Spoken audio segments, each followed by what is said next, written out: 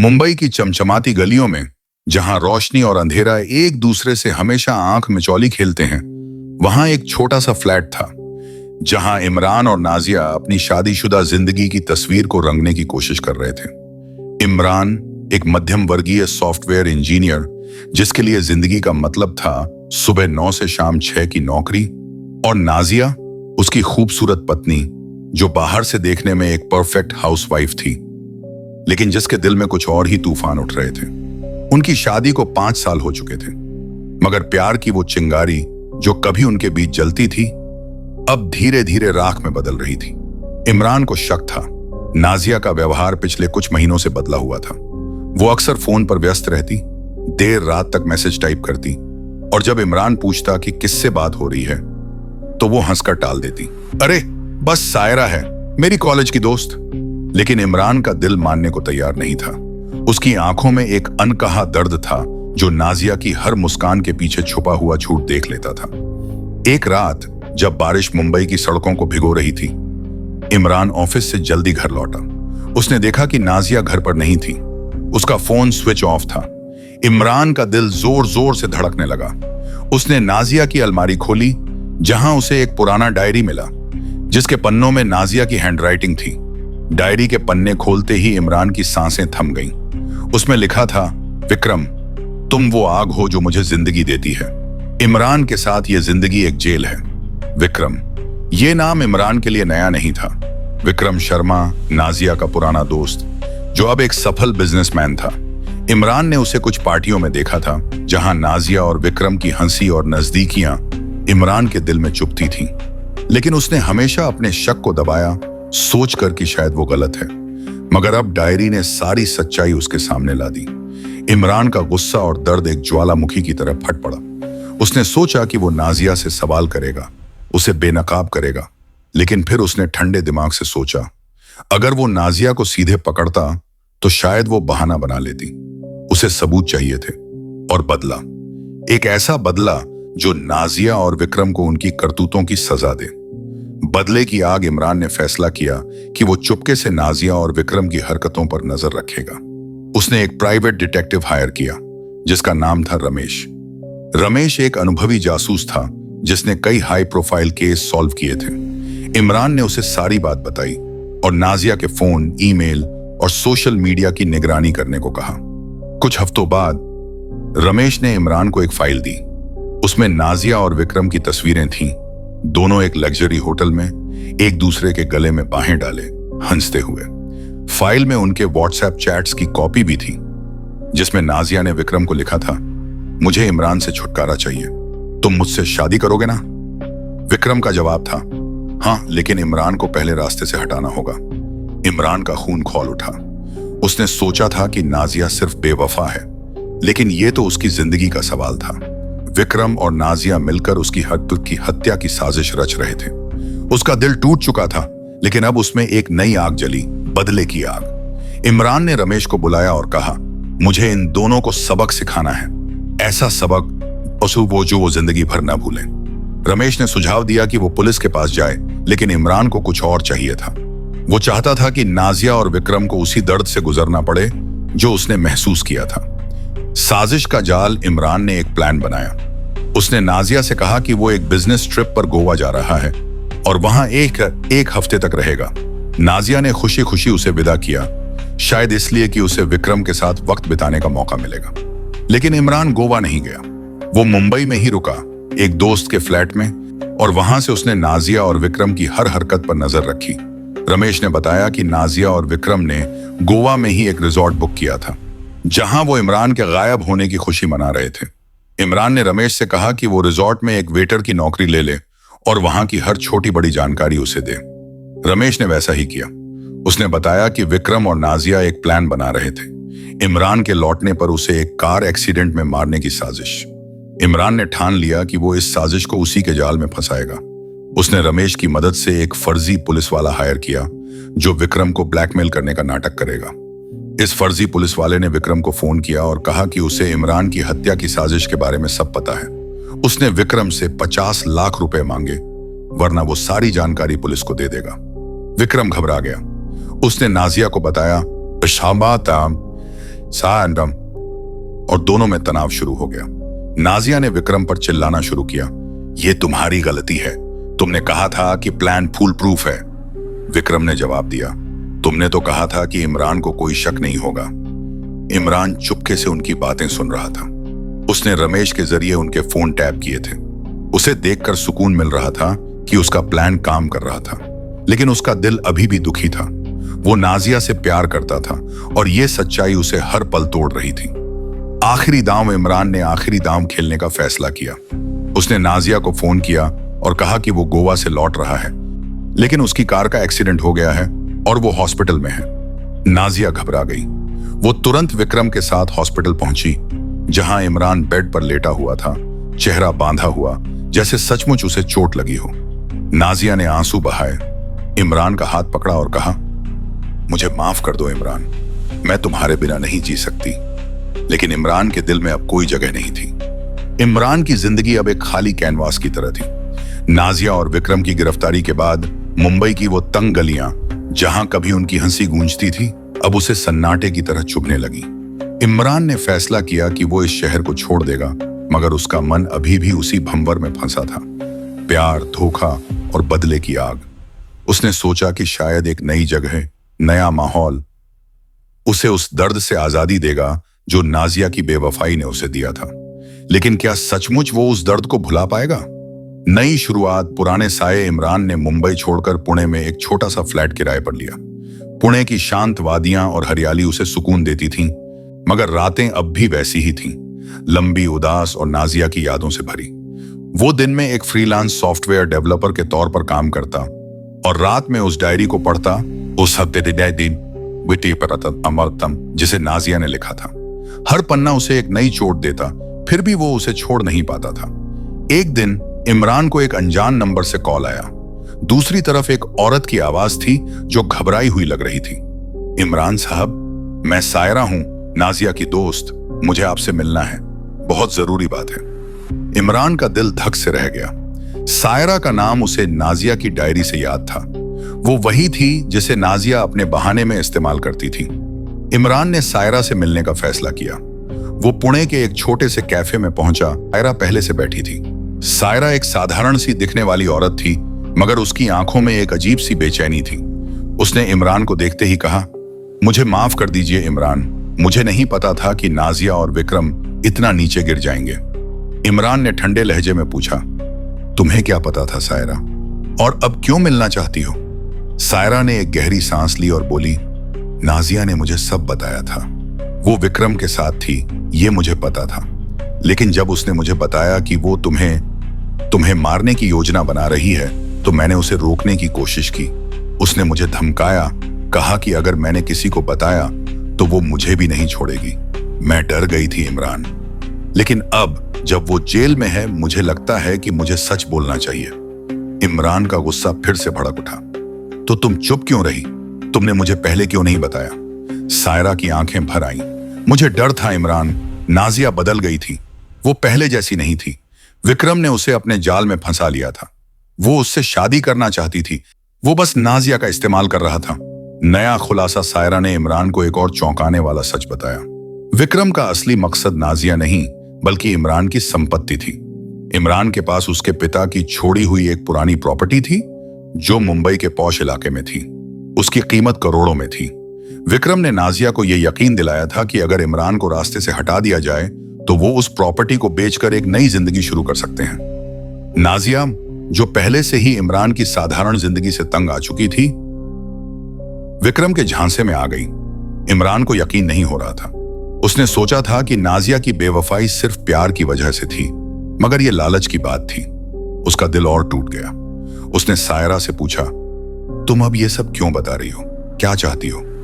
सायरा ने कहा, मुझे कुछ नहीं चाहिए इमरान, बस इतना चाहती हूं कि तुम्हें सच पता चले। और एक बात, नाजिया जेल में है, लेकिन विक्रम ने जमानत के लिए अर्जी दी है। मुझे डर है कि वो फिर से कोई साजिश रचेगा। इमरान का दिमाग फिर से उसी बदले की आग में जलने लगा।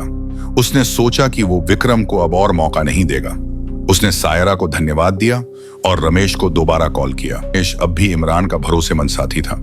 उसने बताया कि विक्रम की जमानत की सुनवाई कुछ ही दिनों में होने वाली थी। इमरान ने रमेश से कहा, हमें विक्रम को पूरी तरह बेनकाब करना है। ऐसा सबूत चाहिए जो उसे जिंदगी भर जेल में रखे।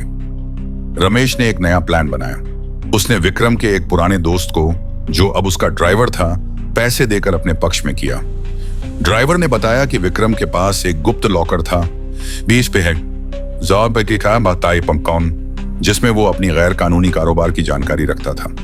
विक्रम ना सिर्फ इमरान की हत्या की साजिश रच रहा था, बल्कि वो मनी लॉन्ड्रिंग और ड्रग्स के धंधे में भी शामिल था। इमरान और रमेश ने मिलकर उस लॉकर तक पहुंचने का प्लान बनाया। रमेश ने अपने पुराने पुलिस कनेक्शंस का इस्तेमाल किया और एक रात जब विक्रम अपने ऑफिस में नहीं था, उन्होंने उस लॉकर को खोला। लॉकर में ना सिर्फ इमरान की हत्या की साजिश के सबूत थे, बल्कि विक्रम के गैर कानूनी धंधों की पूरी डायरी थी। इमरान ने सारे सबूत पुलिस को सौंप दिए। विक्रम की जमानत रद्द हो गई, और उसे कई गंभीर धाराओं में फंसाया गया। नाजिया, जो पहले से ही जेल में थी, अब पूरी तरह टूट चुकी थी।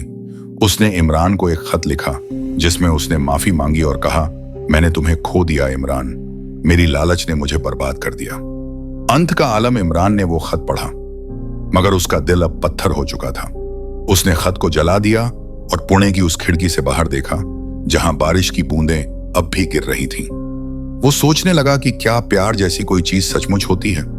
नाजिया की बेवफाई ने उसका भरोसा तोड़ दिया था, मगर कहीं ना कहीं उसके दिल में अभी भी एक छोटी सी उम्मीद थी, एक ऐसी जिंदगी की जहां वो फिर से मुस्कुरा सके। इमरान ने अपनी प्रॉपर्टी बेच दी और उस पैसे से एक छोटा सा स्टार्टअप शुरू किया। वो अब भी अकेला था, मगर उसने अपने दर्द को अपनी ताकत बना लिया। उसकी कंपनी धीरे धीरे सफल होने लगी और लोग उसे एक प्रेरणा के तौर पर देखने लगे। मगर रात के सन्नाटे में जब वो अकेला होता, इमरान की जिंदगी अब एक नए मोड़ पर थी। पुणे की शांत वादियों में उसका स्टार्टअप धीरे धीरे रफ्तार पकड़ रहा था। उसने एक छोटी सी टेक कंपनी शुरू की थी, इंटेलिजेंस बेस्ड सॉल्यूशंस पर काम करती थी। दिन भर कोडिंग, मीटिंग्स और क्लाइंट्स के साथ बातचीत में व्यस्त रहने के बावजूद रातें अब भी उसे उस अतीत की याद दिलाती थीं। नाजिया का खत जलाने के बाद उसने सोचा था कि वो अपने दर्द को पीछे छोड़ देगा, मगर कुछ जख्म इतने गहरे होते हैं कि वक्त भी उन्हें पूरी तरह भर नहीं पाता। एक नया रिश्ता एक दिन इमरान की कंपनी में एक नई इंटर्न ज्वाइन की। नाम था मायरा। मायरा एक तेज तर्रार, आत्मविश्वास से भरी लड़की थी, जिसकी आंखों में सपनों की चमक थी। वो इमरान की कंपनी में डेटा एनालिस्ट के तौर पर काम करने आई थी। मायरा की मेहनत और जुनून ने इमरान का ध्यान खींचा। वो हमेशा सवाल पूछती, नए आइडियाज देती और कभी कभी इमरान को उसकी पुरानी जिंदगी की याद दिलाती। वो वक्त जब नाजिया भी ऐसी ही थी, सपनों से भरी, हंसमुख। मायरा और इमरान के बीच धीरे धीरे दोस्ती होने लगी। ऑफिस के बाद कॉफी ब्रेक्स में वो दोनों टेक्नोलॉजी, जिंदगी और सपनों की बातें करते। मायरा को इमरान की कहानी के बारे में कुछ नहीं पता था, मगर वो उसकी आंखों में छुपा दर्द महसूस कर लेती थी। एक दिन जब बारिश की वजह से ऑफिस जल्दी बंद हो गया, मायरा ने इमरान से पूछा, सर, आप हमेशा इतने खामोश क्यों रहते हैं? ऐसा लगता है जैसे आप किसी से कुछ छुपा रहे हैं। इमरान ने हल्के से मुस्कुराकर टालने की कोशिश की, बस जिंदगी की भागदौड़ है मायरा। मगर मायरा ने उसकी आंखों में झांक कर कहा, नहीं सर, ये कुछ और है। अगर आप चाहें तो मुझसे शेयर कर सकते हैं, मैं अच्छा दोस्त बन सकती हूँ। उस रात इमरान ने पहली बार किसी को अपनी कहानी सुनाई। मायरा ने चुपचाप सुना, बिना कोई सवाल किए। जब इमरान ने नाजिया और विक्रम की साजिश की बात खत्म की, तो मायरा की आंखें नम थीं। उसने धीरे से कहा, आप बहुत मजबूत हैं सर, मैं आपकी जगह होती तो शायद टूट जाती। मायरा की बातों ने इमरान के दिल को छुआ। पहली बार उसे लगा कि कोई उसे सचमुच समझता है, लेकिन साथ ही उसे डर भी था। क्या वो फिर से किसी पर भरोसा कर सकता था? क्या मायरा भी नाजिया की तरह उसे धोखा देगी? विक्रम का पलटवार। इसी बीच रमेश का एक फोन कॉल आया। उसकी आवाज में घबराहट थी। इमरान, विक्रम जेल से छूट गया, उसने किसी तरह जमानत करवा ली और मुझे खबर मिली है कि वो तुम्हारे पीछे है। इमरान का दिल जोर से धड़कने लगा। उसने सोचा था कि विक्रम की कहानी खत्म हो चुकी है, मगर यह नया खतरा उसे फिर से उसी अंधेरे में खींच रहा था। रमेश ने बताया कि विक्रम ने जेल में कुछ खतरनाक लोगों से दोस्ती कर ली थी और अब वो बदला लेने की फिराक में था। उसने सुना था कि इमरान ने उसकी जिंदगी बर्बाद कर दी और अब वो इमरान को खत्म करना चाहता था। इमरान ने फैसला किया कि वो इस बार रिस्क नहीं लेगा। उसने मायरा को अपनी कंपनी से कुछ दिन की छुट्टी लेने को कहा ताकि वो सुरक्षित रहे। मायरा ने मना कर दिया। मैं आपके साथ हूं सर, अगर आपको कोई खतरा है तो मैं पीछे नहीं हटूंगी। मायरा की हिम्मत ने इमरान को हैरान कर दिया। उसने सोचा कि शायद जिंदगी उसे एक और मौका दे रही थी, न सिर्फ बदला लेने का बल्कि फिर से जीने का। आखिरी जंग इमरान और रमेश ने मिलकर एक नया प्लान बनाया। इस बार विक्रम को उसी के खेल में हराना चाहते थे। रमेश ने अपने एक पुराने पुलिस वाले दोस्त को इस प्लान में शामिल किया। उन्होंने एक जाल बिछाया। इमरान ने अफवाह फैलाई कि वो अपनी कंपनी बेचने जा रहा है और इसके लिए एक बड़े बिजनेसमैन से मीटिंग करने वाला है। यह खबर विक्रम तक पहुंची और उसने सोचा कि यह इमरान को खत्म करने का सही मौका है। विक्रम ने अपने नए गुर्गों को इमरान की मीटिंग की जगह पर भेजा, लेकिन वो नहीं जानता था कि वो जगह पुलिस की निगरानी में थी। जैसे ही विक्रम के गुर्गों ने इमरान पर हमला करने की कोशिश की, पुलिस ने उन्हें दबोच लिया।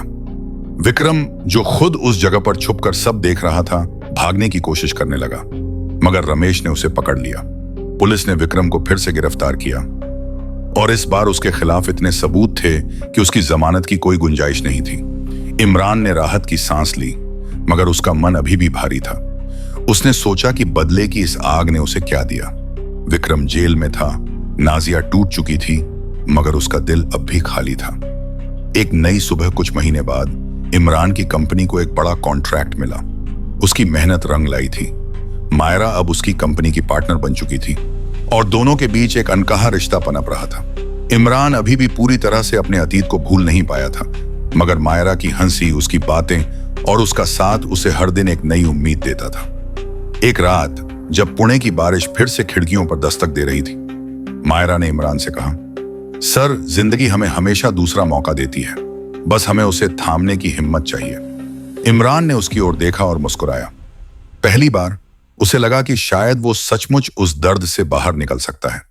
नाजिया का आखिरी खत जो उसने जलाया था, अब सिर्फ एक धुंधली याद था। बारिश की बूंदें अब उसे सताने की बजाय सुकून देती थीं। इमरान ने खिड़की खोली और बारिश को अपने चेहरे पर महसूस किया। वो एक नई जिंदगी की शुरुआत थी, एक ऐसी जिंदगी जहां प्यार, भरोसा और उम्मीद फिर से जाग रहे थे। इमरान की जिंदगी अब एक नए रंग में ढल रही थी। पुणे की बारिश, जो कभी उसे नाजिया की बेवफाई और दर्द की याद दिलाती थी, अब मायरा की हंसी और उनके बढ़ते रिश्ते की गवाही दे रही थी। इमरान की कंपनी न्यू होराइजन टेक्नोलॉजी तेजी से तरक्की कर रही थी। उसका स्टार्टअप अब सिर्फ एक छोटा सा ऑफिस नहीं था, बड़े बड़े क्लाइंट्स के साथ डील्स हो रही थी। मायरा की मेहनत और क्रिएटिविटी ने कंपनी को नई ऊंचाइयों तक पहुंचाया था, लेकिन इमरान का दिल, जो अब भी कहीं ना कहीं अतीत के सायों से जूझ रहा था, पूरी तरह से आजाद नहीं हो पाया था।